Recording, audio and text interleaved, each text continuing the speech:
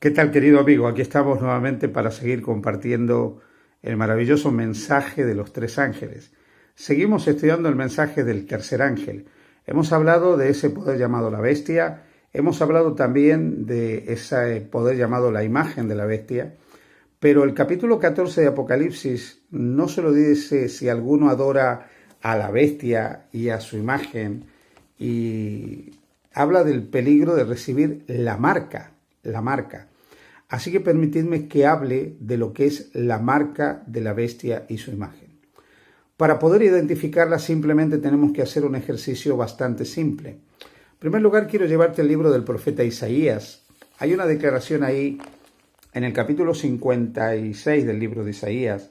En el versículo 2 dice: Bienaventurado el hombre que hace esto, y el hijo del hombre que lo abraza, que guarda el sábado para no profanarlo, y guarda su mano de hacer todo mal. Y luego dice más adelante, versículo 6, y a los hijos de los extranjeros que sigan a Jehová para servirle, que amen el nombre de Jehová para ser sus siervos, a todos los que guarden el sábado para no profanarlo y abracen mi pacto. Fíjate por un momento que el sábado tiene un sentido universal. Dios creó el sábado por causa del hombre. Lo hemos estudiado en un tema anterior. Jesús lo dijo, el sábado fue hecho por causa del hombre. También hemos visto que hay un mandamiento específico muy claro que manda guardar el séptimo día de la semana, el sábado, como el día de reposo consagrado al Señor. Lamentablemente, como también estudiamos, cuando la iglesia entró en su proceso de apostasía, este día fue cambiado por otro día, que no es el del cuarto mandamiento. Dentro de todo ese cambio que se hizo y que ya estaba anunciado en Daniel 7:25, cuando ese poder, el anticristo, pretendería cambiar los tiempos y la ley de Dios. Pero desde que Dios creó el sábado lo hizo con un propósito de que fuera una bendición para todos los seres humanos. Y no solo una bendición, sino que fuera una marca de identidad, una señal distintiva entre Dios y su pueblo. En el libro de Éxodo, en el capítulo 31 del libro de Éxodo, encontramos que dice el versículo 15 al versículo 17 lo siguiente: 6 días se trabajará, mas el día séptimo es día de reposo consagrado a Jehová. Cualquiera que trabaje en el día de reposo ciertamente morirá. Guardarán pues el día de reposo los hijos de Israel, celebrándolo por sus generaciones, por pacto perpetuo. Señales para siempre entre mí y los hijos de Israel, porque en 6 días hizo Jehová los cielos y la tierra, y en el séptimo día cesó y reposó. Así que el sábado fue puesto como una señal entre Dios y su pueblo, entre Dios y los creyentes. A lo largo de los siglos, Dios siguió reafirmando esto relacionado con el sábado como una señal. Cuando Dios se revela en los días del profeta Ezequiel, en Ezequiel capítulo 20, versículo 12, encontramos que dice: y les di también mis días de reposo, para que fuesen por señal entre mí y ellos, para que supiesen que yo soy Jehová, que los santifico. Y el versículo 20 dice: y santificad mis días de reposo, y sean por señal entre mí y vosotros, para que sepáis que yo soy Jehová vuestro Dios. Así que la señal de identidad entre Dios y su pueblo es el cuarto mandamiento, es el sábado. Esta es una señal que distingue al verdadero Israel del que no es el verdadero Israel, al Israel de Dios del que no es el Israel de Dios. Por lo menos la Biblia lo está diciendo así. Claro, nosotros ahora nos estamos planteando que Dios le dio esto para el pueblo de Israel, pero recuerda una cosa: el pueblo de Israel tuvo un propósito que fue preparar al mundo para que el mundo aceptara al Mesías y para que ellos debieran haber aceptado al Mesías. Lamentablemente Jesús vino y el pueblo de Israel rechazó al Mesías. Entonces Dios hizo un nuevo Israel. Ese nuevo Israel se hizo cuando Jesús llamó no ya los 12 patriarcas que dieron origen a Israel, sino 12 apóstoles que crearon el nuevo Israel de Dios. Y ese nuevo Israel de Dios, ese pueblo de Dios, circuncidados, como dice Romanos capítulo 2, los últimos 2 versículos de Romanos 2, hablan de la circuncisión del corazón, no en la carne.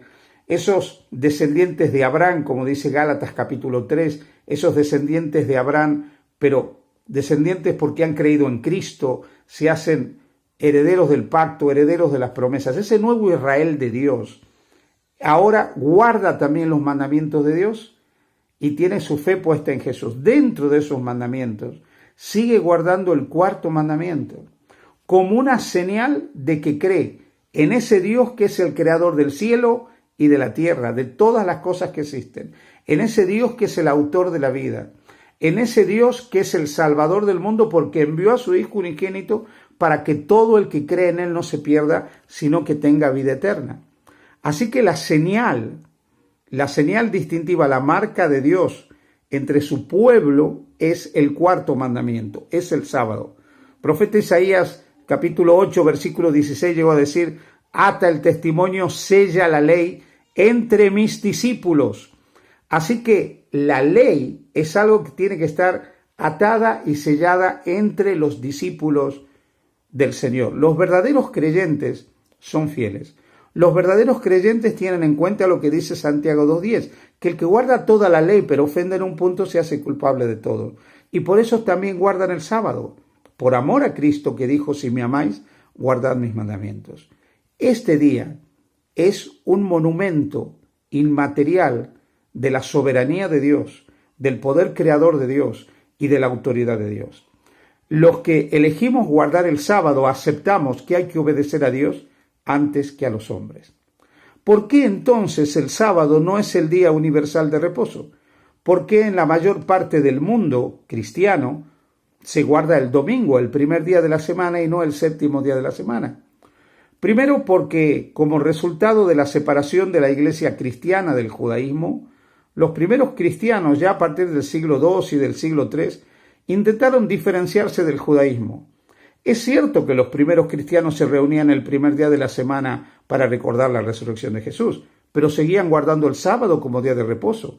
También se reunían otros días de la semana para orar, para estudiar la palabra de Dios y tener la cena del Señor, pero seguían considerando el cuarto mandamiento como el día de reposo.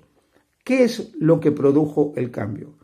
El primer decreto dominical lo tenemos en el año 322.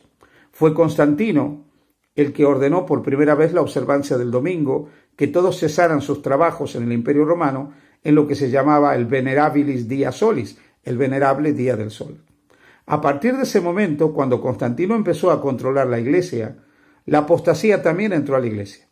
Los líderes de la iglesia se apartaron del camino de Dios.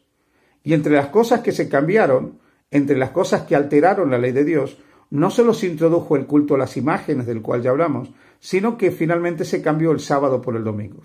Finalmente, a mediados del siglo IV, en el sínodo de la Odisea, la iglesia cambió formalmente la observancia del sábado por el domingo. Y así perduró el domingo como un día de observancia impuesto por la iglesia, no porque haya un mandamiento que diga que el primer día de la semana es el día que hay que guardar. Podríamos decir que el sello de Dios es el séptimo día de la semana, pero la marca de autoridad de la iglesia es el primer día de la semana, porque ellos impusieron el primer día de la semana como día de guardar. Ahora nota, llegará el momento en que esa primera bestia de Apocalipsis 13, el papado, y la segunda, el protestantismo unido a los poderes políticos, esa nueva bestia que menciona Apocalipsis 13, esa nueva unión de la iglesia con el Estado, se unirán e impondrán la marca de la bestia, o sea, impondrán el sello de la autoridad papal. Querrán imponer el domingo como día de reposo. Y al querer imponer el domingo como día de reposo, se estarán oponiendo de manera directa y llana a la voluntad expresada de Dios. En ese momento, los verdaderos adoradores, los que quieran mantenerse fieles al Señor, guardando el séptimo mandamiento, y no acepten la autoridad del papado y del protestantismo apóstata, observando el domingo y otras imposiciones religiosas que ellos querrán imponer en esa última parte de la historia de la salvación, al no aceptarlo, serán el objeto de la ira de Satanás. Y recordad que Satanás siempre ha actuado a través de poderes políticos religiosos a lo largo de la historia. Y aquellos que no acepten esta marca de autoridad del papado y del protestantismo, finalmente se les impedirá comprar, se les impedirá vender y finalmente habrá un decreto de persecución y de muerte sobre ellos. Pero en ese momento, recordad, el Señor intervendrá para librar a los suyos, porque el Señor está al cuidado de sus hijos, está al cuidado de su iglesia, y Él actuará en la medianoche del mundo para que la luz de la redención resplandezca para salvar a aquellos que han elegido ser fieles, no importa lo que pase, no importa lo que ocurra. Por eso quisiera terminar con la promesa de Apocalipsis 2:10 para ti. Sé fiel hasta la muerte y te daré la corona de la vida. Confía en Jesús, entrega tu vida a Jesús y deja que Jesús te transforme. Elige ser fiel, elige recibir el sello de Dios y no el sello del poder político religioso opuesto a Dios, a su palabra y a su voluntad. Que el Señor te bendiga.